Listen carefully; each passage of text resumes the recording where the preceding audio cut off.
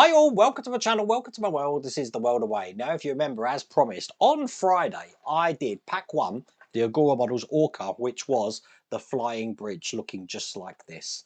And as promised today, I'm going to show you some of the weathering techniques I'm going to be using to this. And what I've done is I've taken some screen grabs of the film and gone down a rabbit hole I wish I hadn't gone down.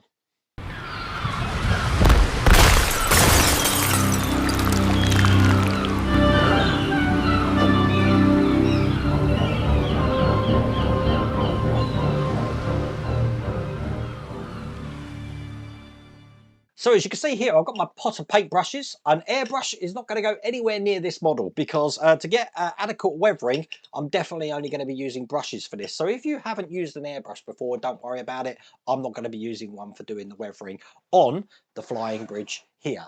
Now, the rabbit hole I'm on about. If I've taken loads of screen grabs, I'm going to show you them on the screen here as well. And I'm going to be tackling one section at a time.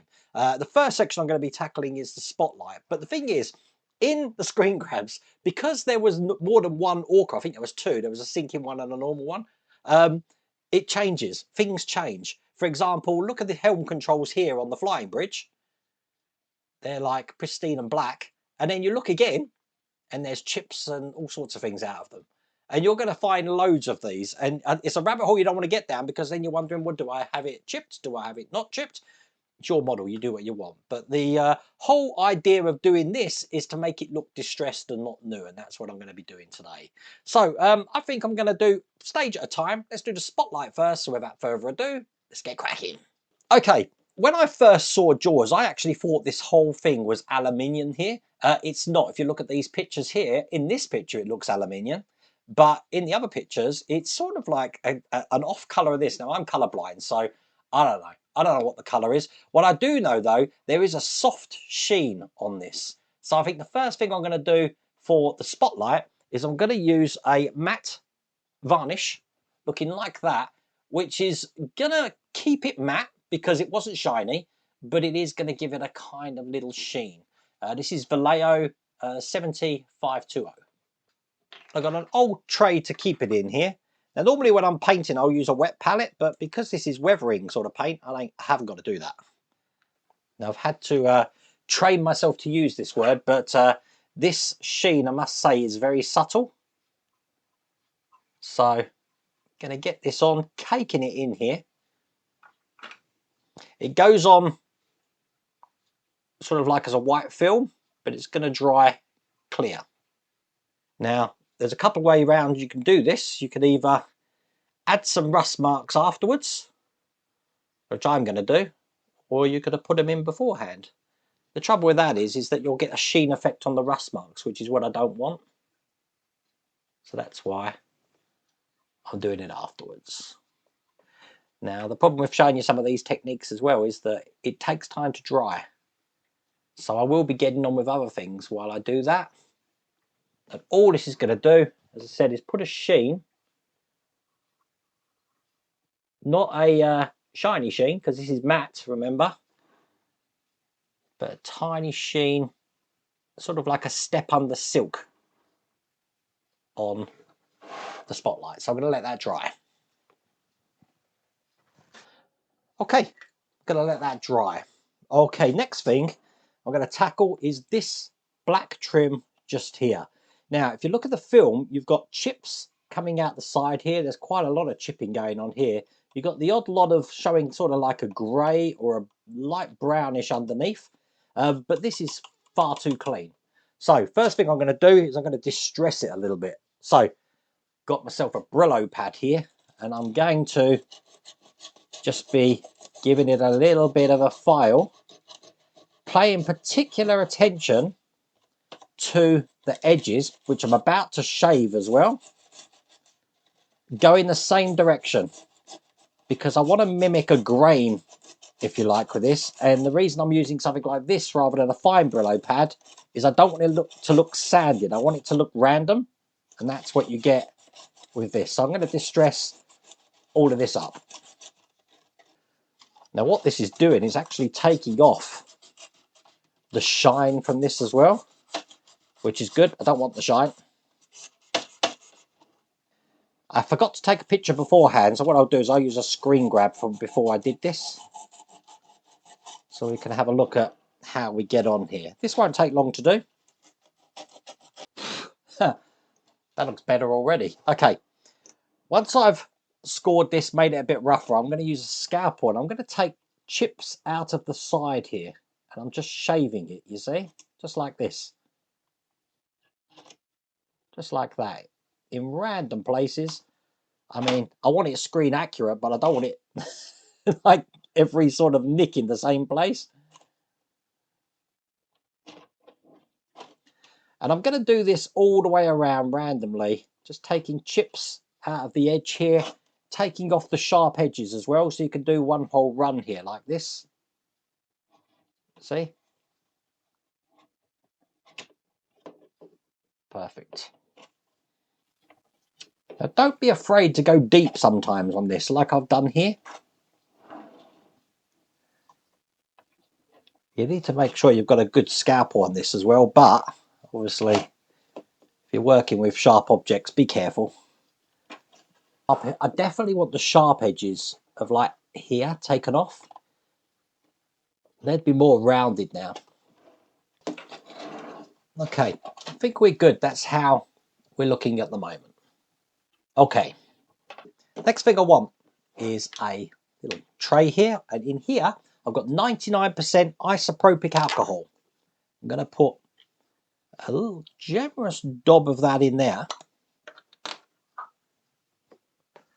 and then I've got some Vallejo white paint, and what I want to do here is drop this in, and I want to have a really dilute mixture in here, really dilute. And I'm just mixing this up in the isopropyl. Guess what? I'm putting this on with a cotton bud. So this is going to go over the top, just like this. Now you're going to need a cloth handy in a minute. This has got a pointed end, so I can get right under there, you see. Do the other side. The reason I'm using isopropyl and not water is that it's going to evaporate and dry a lot quicker.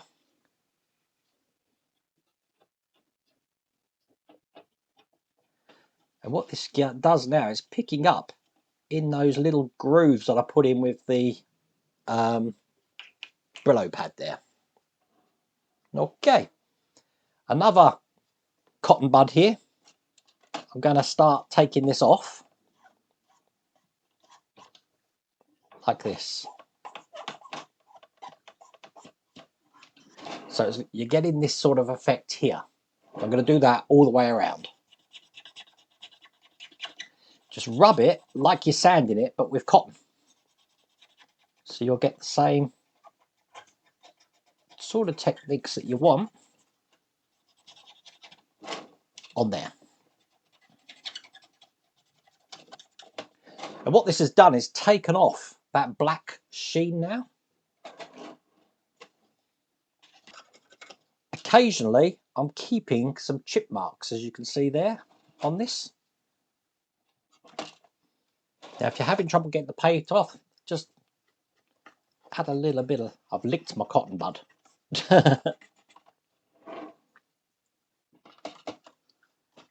But you do want this to be subtle. You don't want this to be...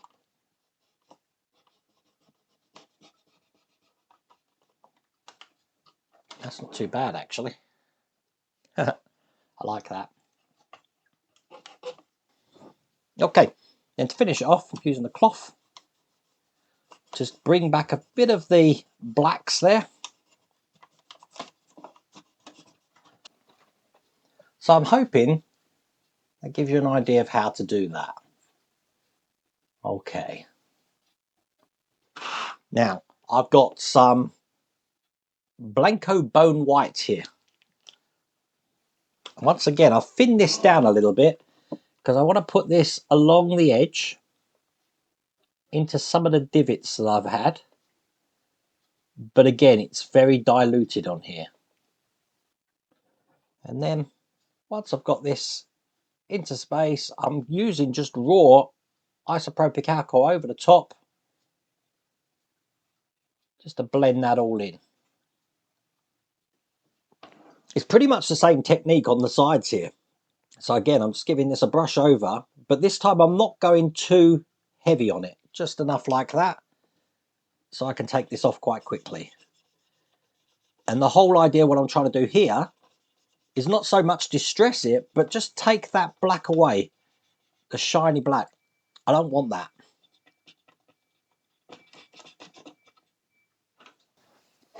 There you go. Sort of like how that's looking.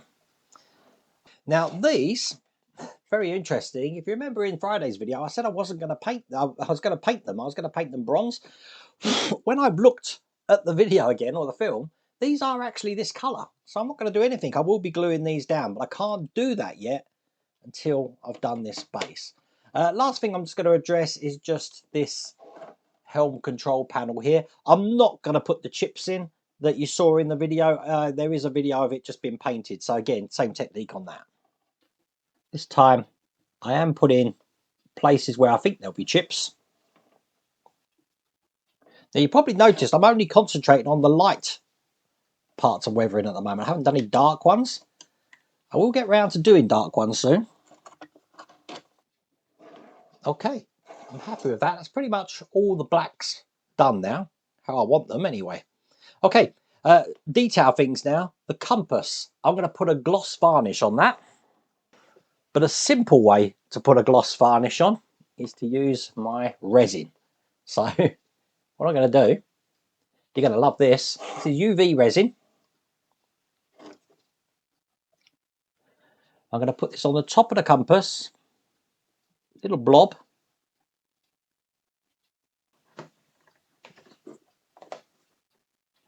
That's perfect. Blast it with some UV.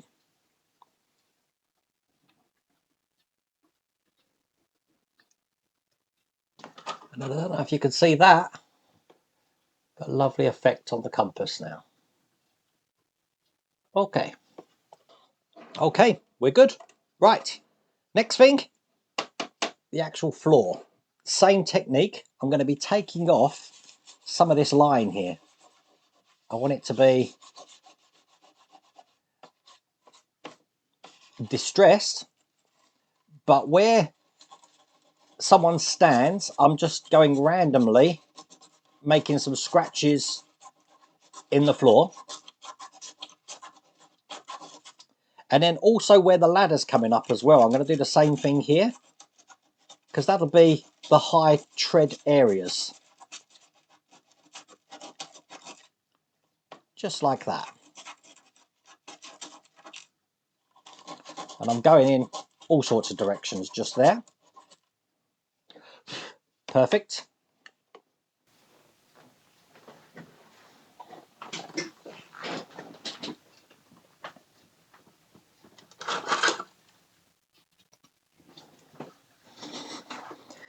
Now, I am using a sanding stick now, because what I want to do is I want to fade this line here.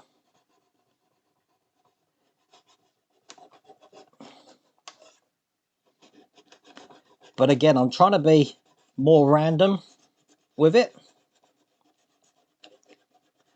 And then to hide just where I've sanded,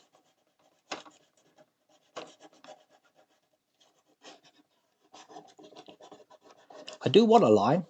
I'm not going to get rid of it completely, but I'd like it to be worn down, just like that. But then I'm going to blend this in with parts around here as well. And again, don't sand in the same direction all the time. The whole idea is that we're distressing this.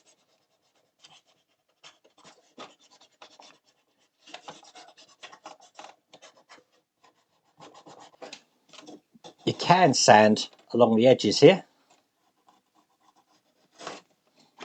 Now there's not one part of this base which hasn't had a sanding stick on it.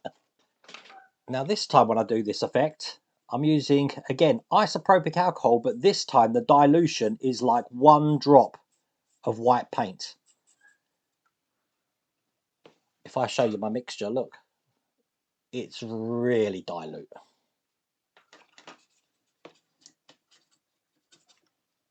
Now where we got someone standing here,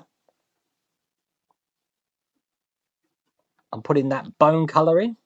Same here. I'm just going to let that soak in for a little bit.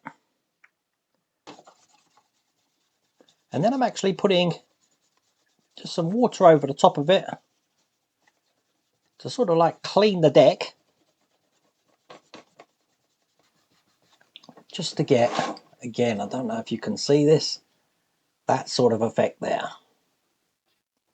Okay, I did have one of my little things fall out. I'm just going to glue that back in. Okay, I'm looking how this looks now. I'm not happy with how white this is. So what I can do is use my black Posca pen here, draw a line in. Look at that. These are Posca pens. And then just rub that in. It's an acrylic paint. It's just going to dull down any whites that I think are too, any greys which are too grey. Strictly not what's in the film, but I wanted to break up this colour on here, so I'm using a chrome pen just over the hinges here. This is a just liquid chrome pen. Again, these are available on Amazon. Just going to break that up a bit on the sides. Now I do like the attention to detail in this model, because I thought that this green area here and the red on the other side actually went over the edges here, but it doesn't, which is quite interesting. I didn't notice that before. That's exactly as it should be. Okay, right, so let's do some weathering on the outside now. Now, we can use the same techniques of putting a lighter coat on there, but because of the match of this colour, I think it's going to be fine. Someone did ask me about these individual planks. You can see these are individual planks there. So, what I'm going to use, a Vallejo wash, looking like this. And once again, putting this on with a cotton bud, not a brush. And it's very subtle. Now, what you want to do is when I put this on, you see how I'm letting it drip down to the bottom? That's exactly what I'm looking for. Now, I can only do two sides here because obviously we haven't done the other one. But what I want to do is I want this to accumulate at the bottoms here.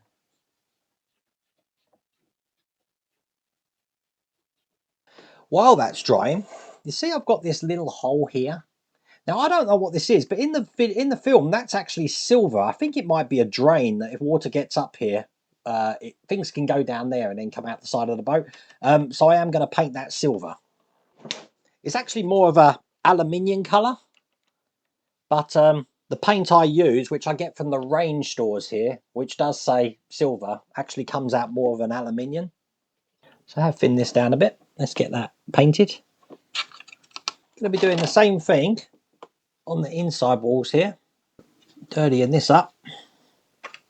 Okay, now I've got a mixture of a yellowish sort of brown colour that I am now washing into the edges here. Now, you know that effect that people said they can't see the planks? Well, now you can. Again, all in the same direction. So, let me show you the difference. That's that side. That's that side. Hopefully that camera brings it out a bit more. The advantage of this model, you can't really go wrong. Because who's to say how much grime and stuff's on this model? I'm doing the same technique just with these navigation lights. I'm being really subtle with these colours. Basically the white is just toning them down. But I'm pretty happy with how that's looking so far. Okay, last thing to do, got some ochre here. I'm just going to be putting that around, again with a cotton bud, just some of the parts of the spotlight, and it's going to look a little bit like rust in just the areas that you'd probably expect to see rust. As a matter of fact, you probably have some dots just like this around here. You see how that's gone on? Now you can have reds and browns to that as well, but it's a very fine, like as if rust is just first starting, if you like. But yeah, I like that. Okay, I think I'm done. So let me just give you a guide to how that looks. Obviously we haven't done that panel yet, but yeah, I'm pretty happy with that. And I hope you liked me splicing in some images from Jaws to give you an idea of some things that weather. I mean, you could go to town on this. I think the secret of this is not to go over the top. Go bad, but not over the top. But as you can see, I'm pretty happy with how that's looking at the moment. It's very much distressed. Excellent. I really hope you liked that video. If you did, please remember to give me a thumbs up. And if you haven't subscribed already, please remember to subscribe. Other than that, take care.